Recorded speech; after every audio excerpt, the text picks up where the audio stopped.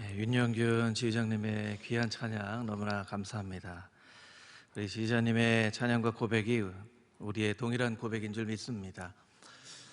이번 한 주간에 참 많은 일들이 있었던 것 같습니다. 보통 이 한 해를 지날 때 다사다난했다 이런 얘기들을 하곤 하는데요, 이번 한 주간이 마치 한 해를 지낸 것처럼 다사다난한 그런 한 주간의 삶이었던 것 같습니다. 이따가 광고 시간에도 말씀드리겠지만 정부에서 이 코로나19 확산 금지를 위한 아주 구체적인 이 시행령을 내려서 미처 이제 광고할 틈도 없이 이제 뭐 찬양대는 설 수는 있는데 연습은 안 되는 약간 이런 상황이에요.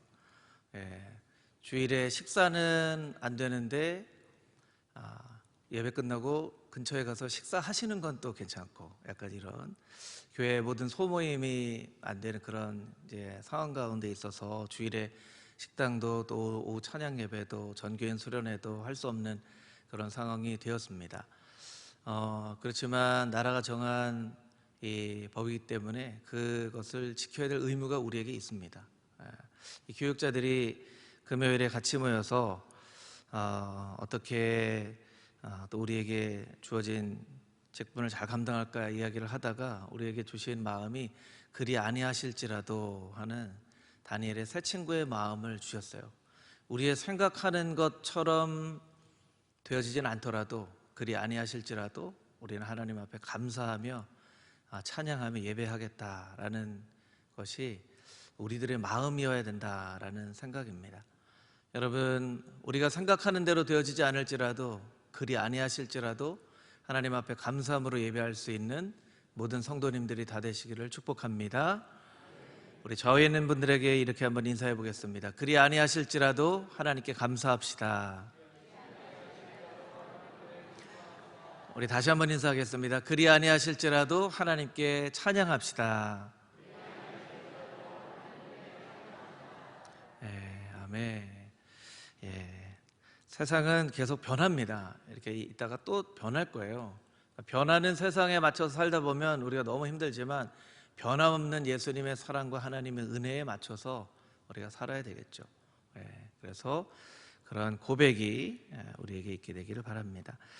이번 주 암송구절, 우리 암송구절 하지 말란 얘기는 없습니다. 우리 암송구절 해야 되겠죠. 암송구절 우리 에베소서 6장 13절 말씀 우리 같이 암송해 보겠습니다. 시작.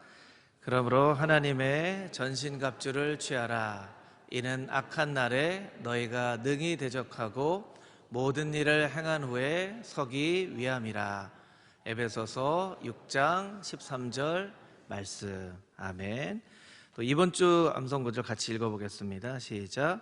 너희 안에 이 마음을 품으라. 곧 그리스도 예수의 마음이니. 빌립보서 2장 5절 말씀. 아멘. 이 말씀 한 주간 열심히 암송할 수 있게 되기를 소망합니다. 오늘은 읽은 시편 51편 말씀을 통해서 하나님이여 정한 마음을 주소서라는 제목으로 은혜를 나누겠습니다. 이 시편 51편은 역사적인 유래가 아주 정확하게 기록된 몇 안 되는 시편 중에 하나이죠. 이 시편 51편의 제목 1절 위에 있는 제목이 이렇습니다. 다윗의 시 인도자를 따라 부르는 노래. 다윗이 밧세바와 동침한 후 선지자 나단이 그에게 왔을 때 지은 시편이다, 노래다, 이렇게 기록이 되어 있죠. 이것은 다윗에게 가장 수치스럽고 부끄러운, 숨기고 싶은 사건입니다.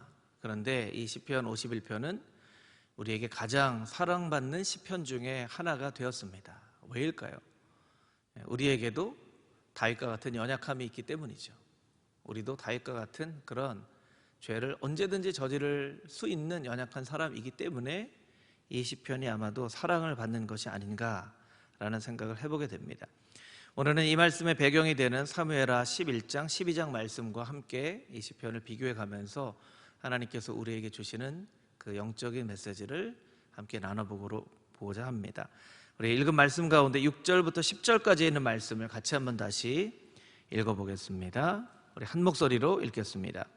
보소서, 주께서는 중심이 진실함을 원하시오니 내게 지혜를 은밀히 가르치시리이다. 우슬초로 나를 정결하게 하소서. 내가 정하리이다. 나의 죄를 씻어주소서. 내가 눈보다 희리이다. 내가 즐겁고 기쁜 소리를 들려 주시사 주께서 꺾으신 뼈들도 즐거워하게 하시고 주의 얼굴을 내 죄에서 돌이키시고 내 모든 죄악을 지워주소서. 하나님이여, 내 속에 정한 마음을 창조하시고 내 안에 정직한 영을 새롭게 하소서. 아멘. 여러분, 여러분의 삶을 가장 행복하게 만드는 것은 무엇입니까? 여러분을 가장 행복하게 만드는 것, 그것은 사랑이라고 할 수 있겠죠. 가족 간의 사랑, 부부 간의 사랑, 또 교우 간의 사랑, 하나님의 사랑, 이 사랑이 우리를 가장 행복하게 만드는 것이죠. 여러분, 여러분을 가장 힘들게 만드는 것은 무엇입니까? 그것도 사랑이라고 할 수 있습니다. 사랑은 우리를 행복하게도 만들고 힘들게도 만들고 또 사랑 때문에 살기도 하고 사랑 때문에 죽기도 합니다. 뉴스에서 나오는 많은 그런 사건 사고들 가운데 사랑 때문에 사람이 죽게 되는 일들 우리가 종종 뉴스에서 보죠. 그런데 우리를 살게 하는 사랑은 진짜 사랑입니다. 사실은 우리를 힘들게 만들고 죽게 만드는 그 사랑은 자세히 살펴보면 그런 가짜 사랑입니다. 사랑이라는 이름으로 위장된 그런 어떤 것이죠. 사단은 죄를 사랑으로 둔갑시켜서 우리의 삶 가운데 옵니다. 그리고 마치 그것이 사랑인 것처럼 착각을 하게 만들고 그 잘못된 사랑을 쫓아 살다 보면 우리의 삶이 힘들어지고 또 때로는 우리가 죽게 되는 그런 일들도 생겨지는 것이죠. 오늘 다윗이 이와 같은 큰 죄를 하나님 앞에 저지르게 된 것은 가짜 사랑 때문입니다. 사랑이라고 위장한 그 가짜 사랑 때문에 다윗이 아주 큰 어려움을 맞게 되죠. 다윗은 한 여인을 탐하여 그 여인을 취하였습니다. 당시의 왕이라는 그 위치는 마치 신처럼 여겨지는 위치였어요. 여러분, 이집트의 바로 왕은 사실은 왕이 아니라 신과 같은 존재였습니다. 여러분, 신과 같은 존재가 못할 일이 무엇이 있겠습니까? 왕은 못할 일이 전혀 없는 사람이죠. 어떤 여인도 자신의 아내로 삼을 수 있는 것이 왕의 권력이었습니다. 이것은 왕으로는 할 수 있는 일이었습니다. 근데 하나님의 사람으로서는 절대로 할 수 없는 일이었죠. 그러니까 다윗이 하나님의 아들로서 할 수 없는 일을, 하나님의 아들이라는 신분을 잊어버리고 왕인데 내가 뭘 못하겠어 하는 잘못된 생각을 갖게 됨으로 말미암아 이런 죄를 저지르게 된 것이죠. 오늘 말씀의 배경이 되는 사무엘하 11장 2절에서 5절까지 있는 말씀을 우리 자막으로 같이 한번 읽어보도록 하겠습니다. 사무엘하 11장 2절에서 5절 우리 한 목소리로 같이 읽겠습니다. 저녁 때에 다윗이 그의 침상에서 일어나 왕궁 옥상에서 거닐다가 그곳에서 보니 한 여인이 목욕을 하는데 심히 아름다워 보이는지라. 다윗이 사람을 보내 그 여인을 알아보게 하였더니 그가 가로되 그는 엘리암의 딸이요 햇사람 우리아의 아내 밧세바가 아니니이까 하니 다윗이 전령을 보내어 그 여자를 자기에게로 데려오게 하고 그 여자가 그 부정함을 깨끗하게 하였으므로 더불어 동침하매 그 여자가 자기 집으로 돌아가니라. 그 여인이 임신하매 사람을 보내 다윗에게 말하여 이르되 내가 임신하였다 하니라. 아멘. 이 높은 산에 올라가거나 높은 건물 위에 올라가면 일시적으로 공간에 대한 감각이 무뎌지는 그런 경험을 합니다. 그래서 고소공포증이 있는 사람들은 높이 올라가면 사방이 분별이 안 되죠. 공포스럽기 때문에. 다윗이 너무나 높은 위치에 올라가 있던 것이었던 걸까요? 다윗이 왕위라는 높은 위치에 올라가다 보니까 다윗이 마땅히 봐야 될 이 시각의 감각을 잃어버렸습니다. 마땅히 들어야 될 청각의 감각도 둔해져 버렸어요. 그래서 다윗이 이와 같은 잘못을 저지르게 됩니다. 2절 말씀, 우리가 방금 읽은 사무엘하 11장 2절 말씀에 보면 저녁 때에 다윗이 침상에서 일어났다 이렇게 얘기하고 있죠. 왕궁 옥상을 거닐다가 그곳에서 보니 한 여인이 목욕을 하는데 심히 아름다워 보였다. 여기 이제 보다라고 하는 이 단어는요, 우리가 일반적으로 무언가를 보다 이런 단어와는 다른 단어입니다. 라흐라고 하는 단어인데 특별히 한동안 즐겁게 응시하다라고 하는 그럴 때 쓰는 단어예요. 여러분 집에 꽃 키우시는 분들이 있죠. 꽃이 너무 이쁘게 폈어요. 그럼 꽃을 아휴 꽃이 이렇게 이쁘구나 하고 이렇게 보면 그건 라흐가 되는 거예요. 즐겁게 응시하는 거죠. 어떤 운동 경기가 있는데 운동을 좋아하는 사람이 운동 경기를 이렇게 보는 거예요. 그거는 이렇게 라흐예요. 응시하는 것이죠.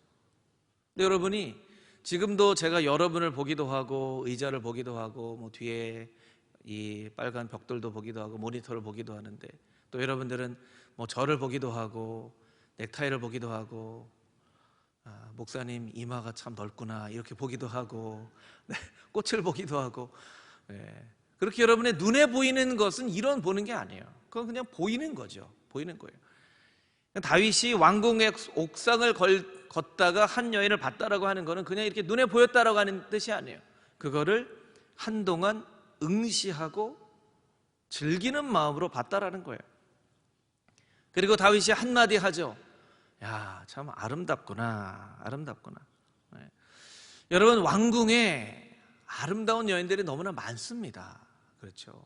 사실 왕궁에 아름다운 여인들이 참 많아요. 솔로몬 같은 경우에는 왕비만 1000명이 됐으니까 얼마나 아름다운 여인들이 많이 있겠습니까? 그런데 다윗이 그 왕궁의 옥상 위에서 저 멀리 있는 사람을 보고 아름답다라고 이야기를 하고 있다는 거예요. 사단이 다윗의 시각을 무뎌지게 만든 것이죠. 그리고 사람에게 이야기합니다.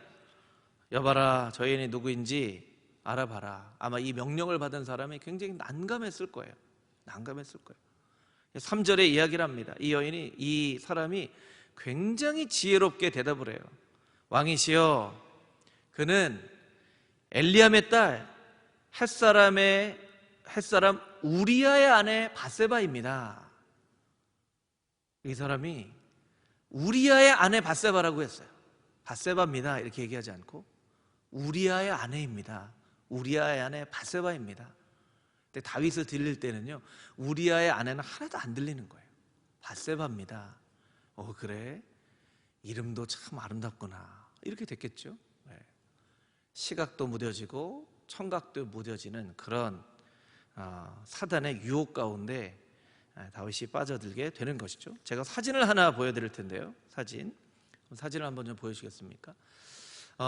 뭐 다윗이 살던 시대의 사진은 뭐 구할 수 없는 것이 당연한 일이고 예루살렘 성 왕궁에서 바라본 그 풍경이 어떤 풍경인가 찾아봤더니 이 예루살렘 성 왕궁에서 찍었다라고 하는 사진은 이렇게 찾아보기가 어렵더라고요. 그런데 하여튼 제일 비슷한 사진을 제가 한번 찾아봤어요. 해가 질 때쯤이죠. 여러분 저기에 어딘가에 목욕하는 여인이 있다라고 여러분 한번 생각해 보세요. 이게 잘 보이겠습니까? 여러분 이게 잘 보이겠어요? 말도 안 되는 일이죠. 말도 안 되는 일이에요. 그리고 밧세바가 이상한 여자가 아닌 이상 누가 무슨 옥상에서 무슨 이렇게 목욕을 하겠습니까? 나름대로 이렇게 가릴 거는 이렇게 가렸겠죠. 근데 그게 충분히 가려지지 않았겠죠. 그러니까 다윗이 이와 같은 풍경에 저기 어딘가에 정말 자세히 요새 같은 경우에는 뭐 이 핸드폰에 있는 카메라로 100배를 뭐 땡겨서 볼 수 있다 이렇게 하더라고요. 100배를 땡겨서 본 것도 아니에요. 그런데 저기에 있는 뭔가 희카무리한 이렇게 무슨 점 같은 걸 보고 야, 참 아름답다 한 거예요. 이게 말도 안 되는 일이죠. 여러분이 이렇게 저기 희카무리하게 이렇게 점같이 생긴 걸 보고 야, 저 점은 참 너무 아름답다 이렇게 얘기하실 수 있으시겠어요? 대답을 안 하시는데 꼭 이렇게 화나신 표정처럼 여러분 다윗이 밧세바를 보고 음욕이 들었다는 것은 정상적인 일이 아니라는 거예요. 정상적인 일이 아니에요. 사단이 해질녘에 왕궁에서 일어나, 다른 부하들은 열심히 전쟁에 참여하고 있는데 왕궁에서 일어나 아유 낮잠을 너무나 오래 잤더니 이제 찌부둥하구나 하고 이렇게 보는 그 틈을 타서 그 수없이 많은 것 중에 저기 보일 듯 말 듯한 사람을 보도록 의도적으로 다윗을 잡아 당겨서 그것을 보게 만든 거죠. 그리고 그냥 아유 칠칠치 못한 여인이 저렇게 잘 가리거나 이렇게 할 일을 이렇게 보게 만들고 아유 아름답구나라고 생각하게 만든 거예요. 그리고 거기서 그냥 끝나면 좋았을 텐데 누군지 좀 알아봐라 한 거예요. 알아본 것으로 끝나도 좋을 텐데 알아보고 우리아한테 저기 아내 단속 좀 잘 하십시오. 이게 좀 목욕하는 모습이 보입디다. 아이고 이렇게 해도 될 일인데 데려와라 한 거예요. 데려와라. 여러분 이 일에 무슨 로맨스, 무슨 사랑 이런 게 전혀 없습니다. 그냥 단지 육체적인 욕망만 있는 것이죠. 다윗은 골리앗과의 싸움에서 물맷돌을 돌리면서 골리앗을 향해 달려갑니다.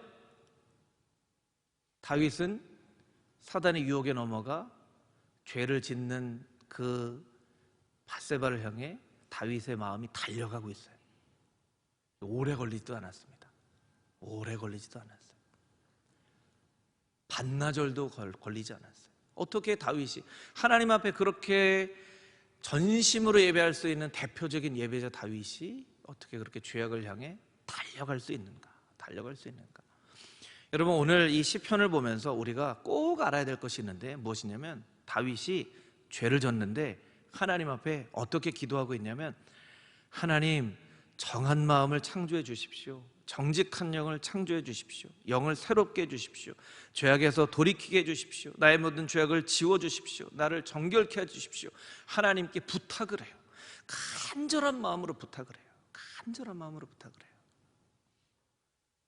반대로 놓고 생각을 해보면 죄를 지을 때는요 사단에게 죄를 짓게 해달라고 부탁하는 거하고 똑같아요.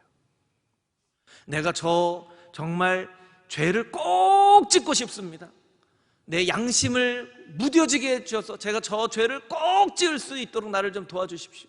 사탄, 내가 정말 저 죄를 꼭 짓지 않고는 정말 견딜 수가 없습니다. 내가 정말 저 죄를 꼭 지을 수 있도록 나를 좀 인도해 주세요 하고 부탁하는 거 똑같습니다.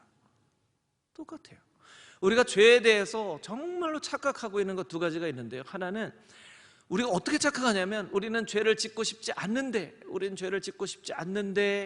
사단이 막 유혹해서 죄를 짓고 싶지 않는데 절대로 죄를 짓고 싶지 않는데 하면서 유혹에 넘어간다고 생각해요.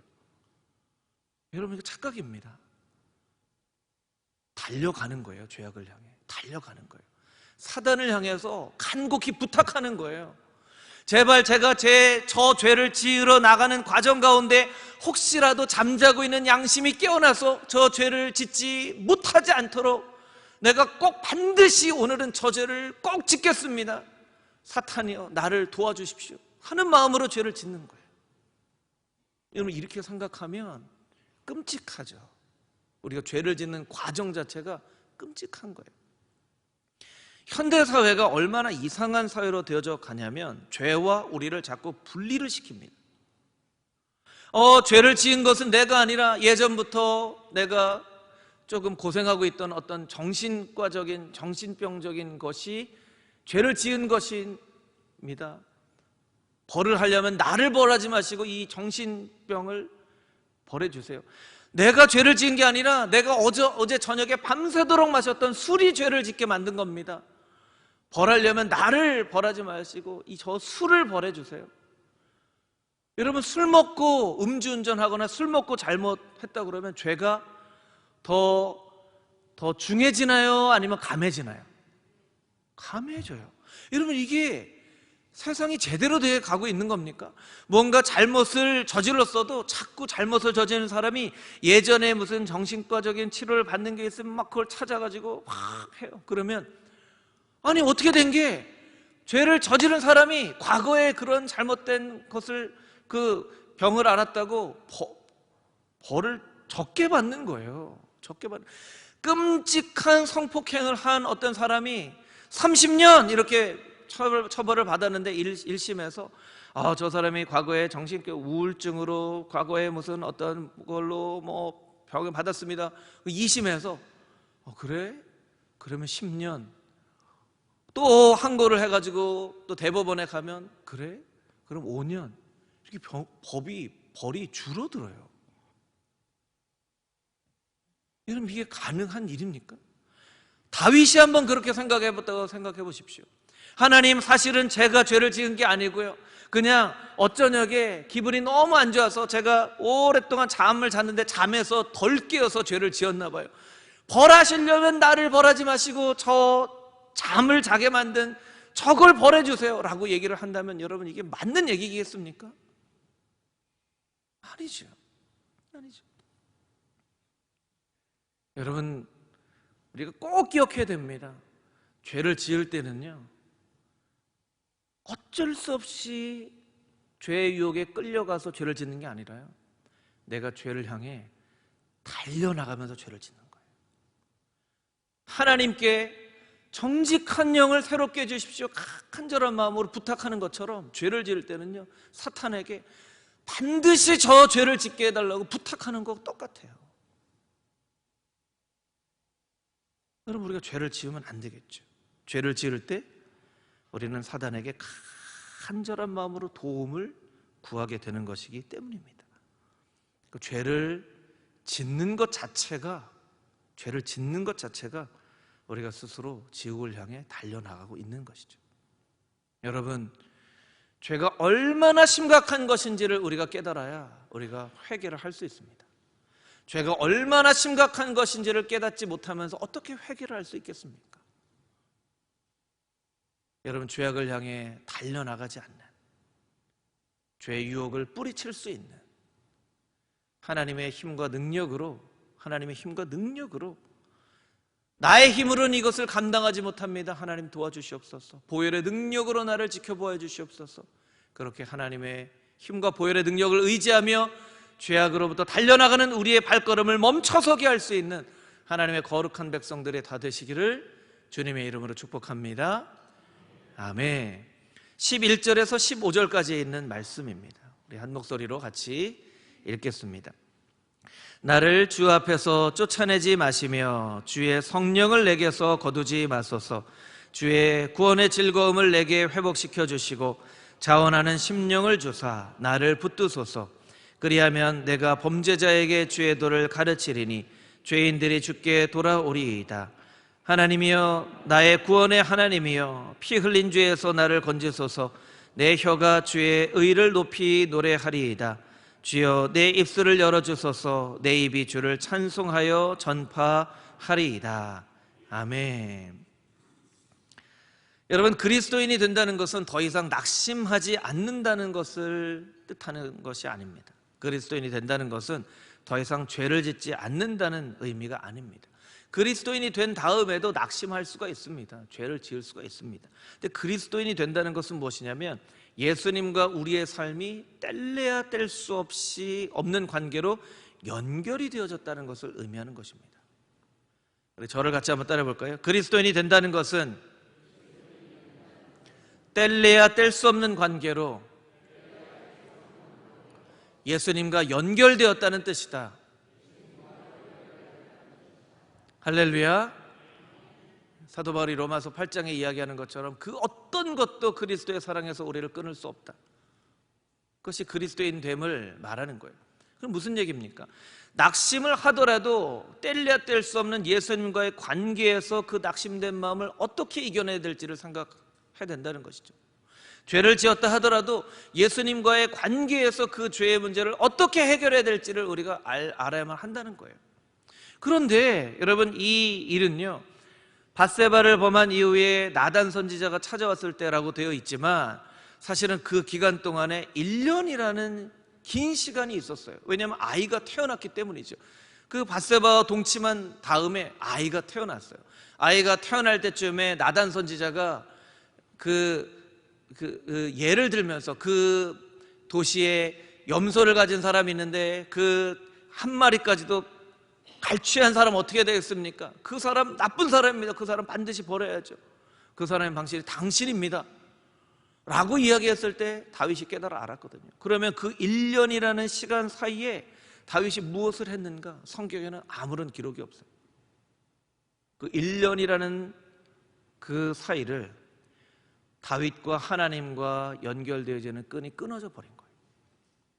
죄를 지었기 때문에 다윗이 그 죄를 지은 마음 때문에 하나님과의 끈을 스스로 끊어버리는 것처럼 살았어요.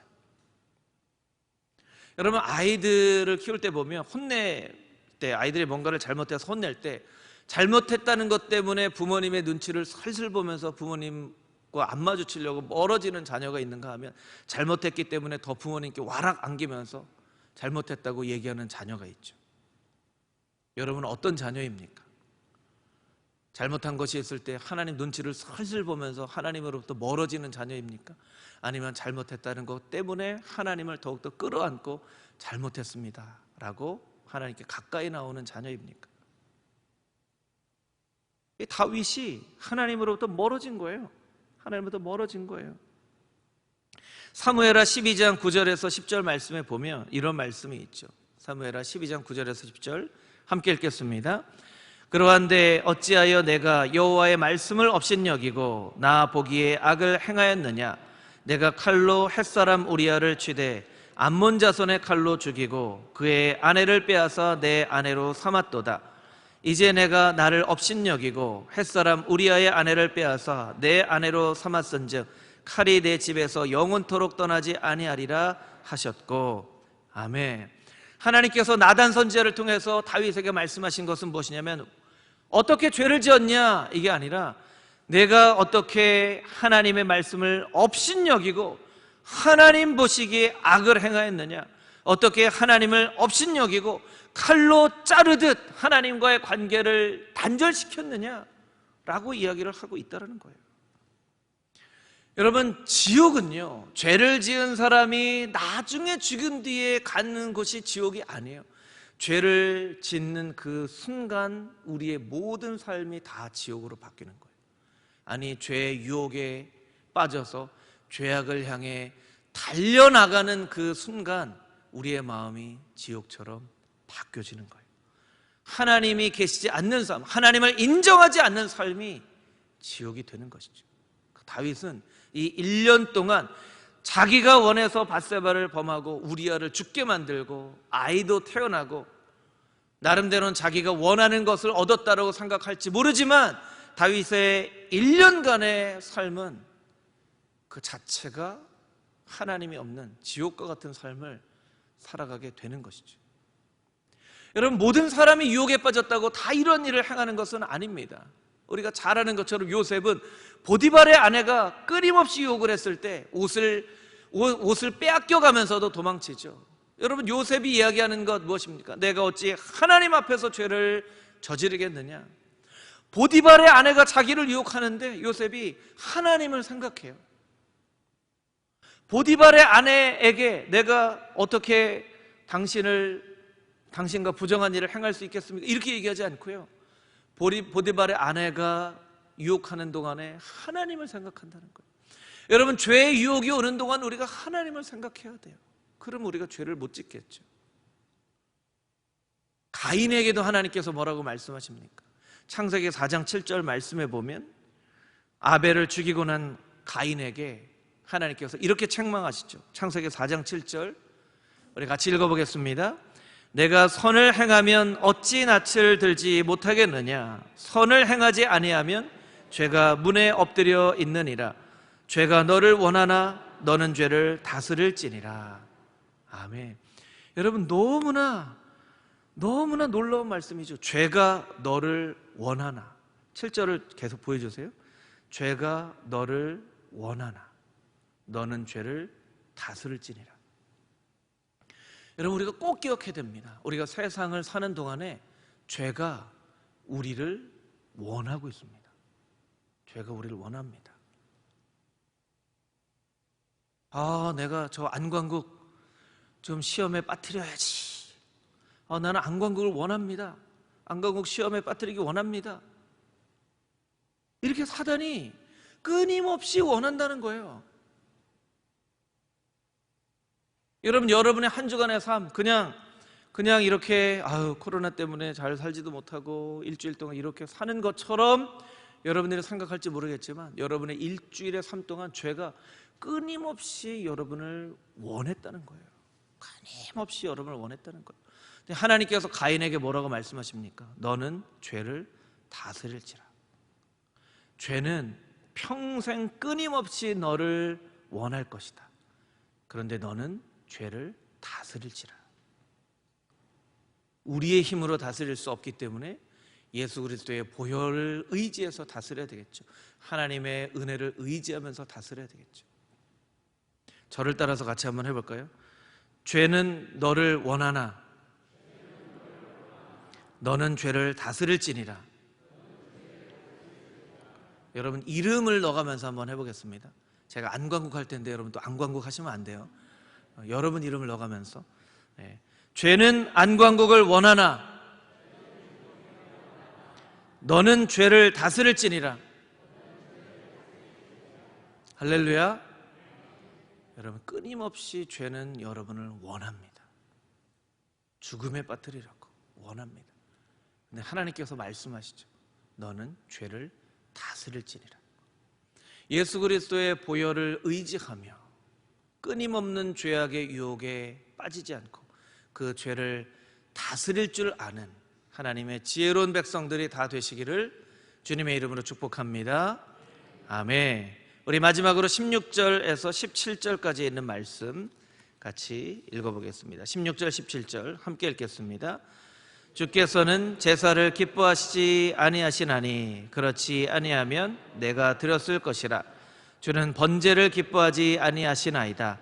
하나님께서 구하시는 제사는 상한 심령이라. 하나님이여, 상하고 통회하는 마음을 주께서 멸시하지 아니하시리이다. 아멘. 아멘.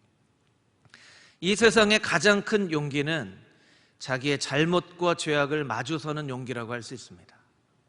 가장 큰 용기는 왕으로서 많은 사람들 앞에서 무언가를 이야기하는 게 용기 있는 일이 아니에요. 어떤 자신의 소신을 오랫동안 지켜가는 게 용기 있는 일이 아닙니다.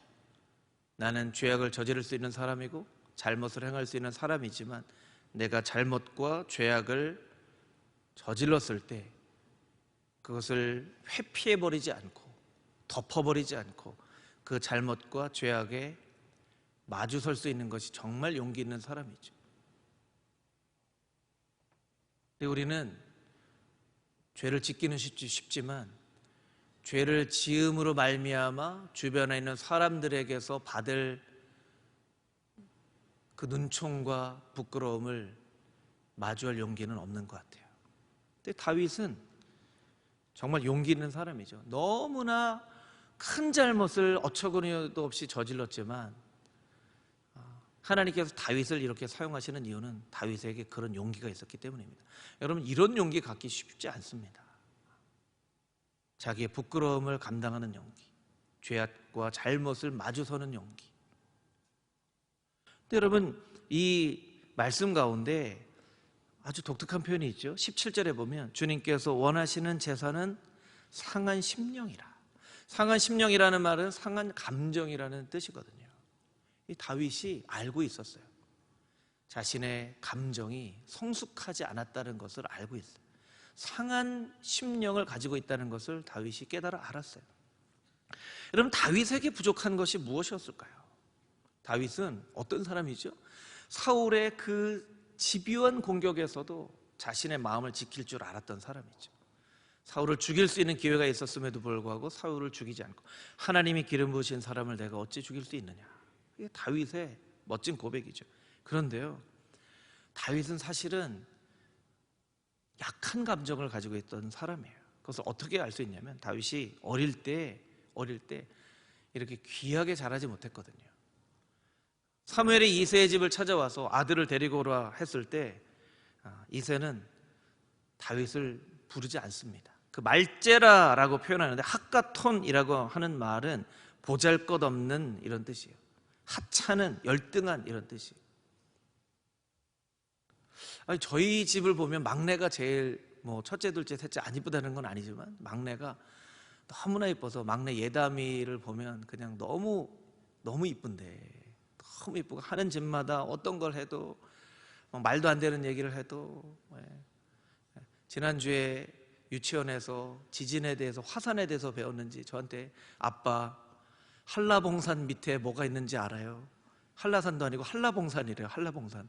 한라봉산 밑에 뭐가 있는지 알아요? 아빠, 공룡이 왜 죽었는지 알아요? 우석 때문에 죽었어요. 우석. 얘담아, 그거 운석 아니니? 모르겠어요. 하여튼 우석 때문에 죽었대요. 그런 얘기를 하는 게 너무 말도 안 되는 얘기라도 너무 이쁜데, 이새는 다윗을 너무 싫어했던 것 같아요. 하찮은, 어떻게 자기의 아이에게 하찮은이라는 표현을 할 수 있을까? 보잘것없는, 열등한. 다윗은 어려서부터 양들을 키웠죠. 그런데 어떻게 보면요, 아버지 이새가 다윗을 들판으로 보낸 게 아니라 다윗이 또 형제들에게, 아버지에게 사랑을 못 받으니까 스스로 피할 곳을 찾아 들판으로 갔는지도 몰라요. 너무나 사랑을 못 받으니까. 다윗은 커서 아주 멋진 소년이 됩니다.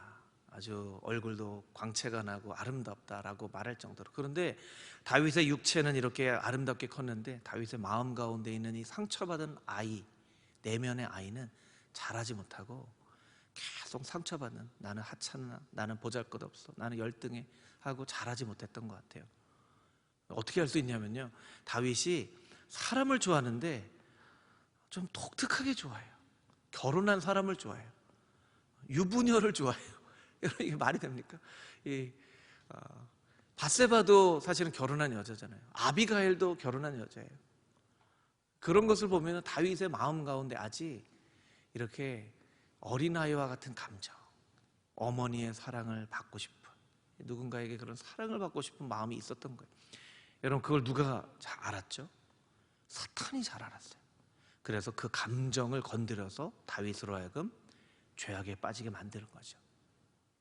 그런데 우리가 또 하나 알아야 될 것은, 사탄보다 다윗의 마음을 가장 잘 아시는 분이 있는데 그분이 누구죠? 하나님이시라는 거예요. 하나님이시라는 거예요.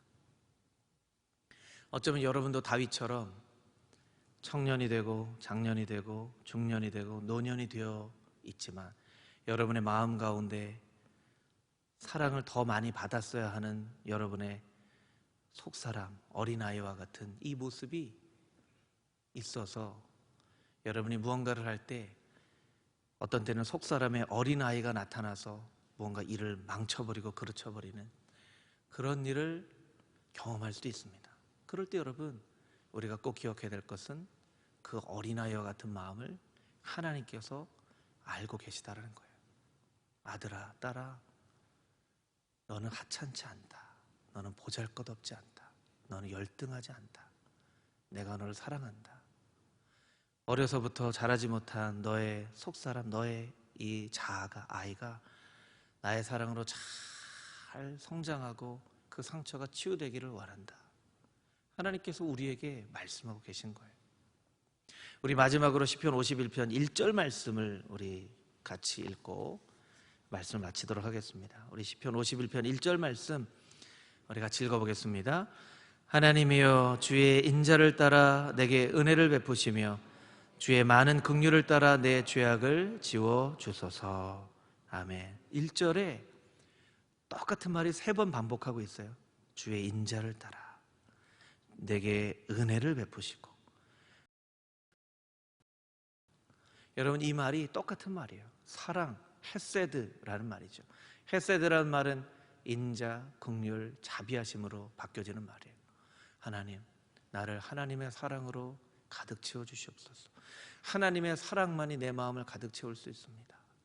내가 헛된 가짜 사랑에 속아 이 죄악을 저질렀지만 이제 깨닫게 됩니다. 하나님의 사랑만이 나의 마음을 가득 채울 수 있는 것을, 오직 하나님의 은혜만이 나의 마음을 가득 채울 수 있는 것을 내가 깨달았습니다. 하나님의 사랑으로, 하나님의 은혜로 나의 마음을 가득 채워주시옵소서. 다윗이 그렇게 고백하고 있는 거예요.